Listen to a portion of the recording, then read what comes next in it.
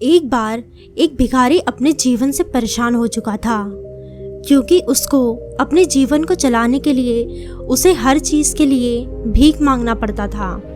इसी को लेकर वह दुखी रहता और दिन भर यही सोचता कि उसके जीवन में बदलाव कैसे आएगा। यह सोचकर वह निराश हो जाता।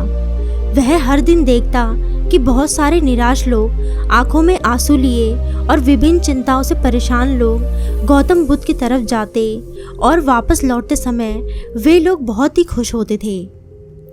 वह भिखारी ये नहीं समझ पा रहा था कि गौतम बुद्ध उनके साथ ऐसा क्या करते थे कि वे बेहद खुश हो जाते थे।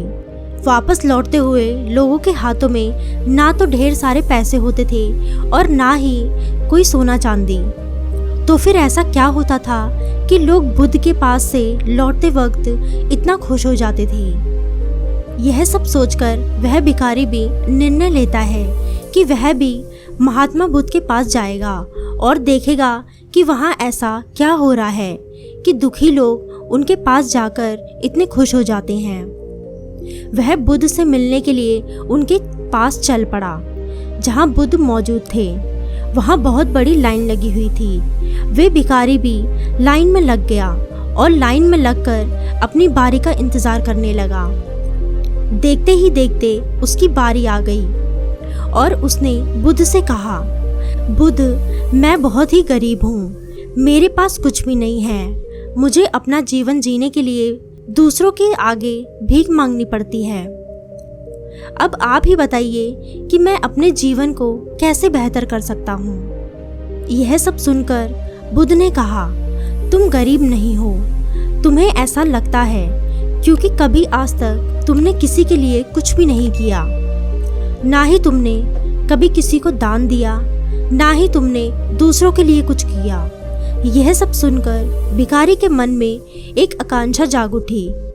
अपनी आकांक्षा को दूर करने के लिए भिखारी ने पूछा, मैं तो एक भिखारी हूँ, मैं किसी को दान कैसे दे सकता हूँ और कैसे लोगों की सहायता कर सकता हूँ। मुझे तो खुद अपना जीवन चलाने के लिए दूसरों से भीख मांगना पड़ता है। यह सब सुनने के बाद गौतम बुद्ध थोड़ी देर तक चुप रहे और फिर उससे बोले, तुम्हारे पास हाथ हैं जिससे तुम लोगों की सेवा कर सकते हो और दूसरों का भला कर सकते हो। इसके अलावा तुम्हारे पास मुंह है जिससे तुम अच्छी अच्छी बातें कर सकते हो और दूसरों का हौसला बढ़ा सकते हो। यह सब करके भी तुम दूसरों की सहायता कर सकते हो। ज़रूरी नहीं कि दान सिर्फ पैसों से दिया जाए। हम चाहें तो हम शिक्षा का भी दान कर सकते हैं, चाहे तो अन्न का भी दान कर सकते हैं। ऊपर वाले ने अगर किसी को पूर्णतः अच्छा शरीर भी दिया है तो वह गरीब नहीं है, बस उसका दिमाग गरीब है। उसे इस विचार से हटकर दूसरों की सेवा में लगाना चाहिए। बुद्ध की यह बातें सुनने के बाद वह भिखारी बहुत ही ज़्यादा खुश हो गया और अब उसका मन संतुष्ट था। उसने वही बुद्ध के ही सामने निर्णय लिया कि आज के बाद वह भीख मांगना छोड़ देगा और कुछ ना कुछ अच्छा काम करेगा।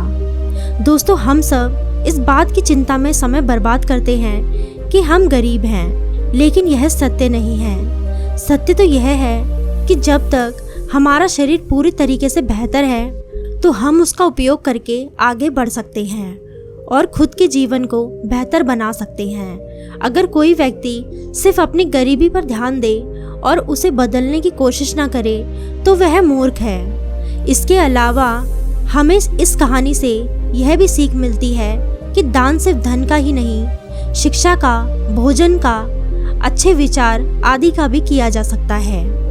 अगर आपके पास धन नहीं है तो आप शिक्षा का दान भी कर सकते हैं या फिर आप दूसरों के लिए अच्छे विचारों का दान भी कर सकते हैं और इन दानों से अनंता हमारे समाज की भलाई ही होती है और हमारा समाज ऊपर ही उठता है। इसी तरह की और भी वीडियोस देखने के लिए वीडियो को लाइक करें, चैनल को सब्सक्राइब करें और बेल आइकन को प्रेस करना ना भूलें। मैं मिलती हूँ आपसे अगली वीडियो में, तब तक के लिए टेक केयर।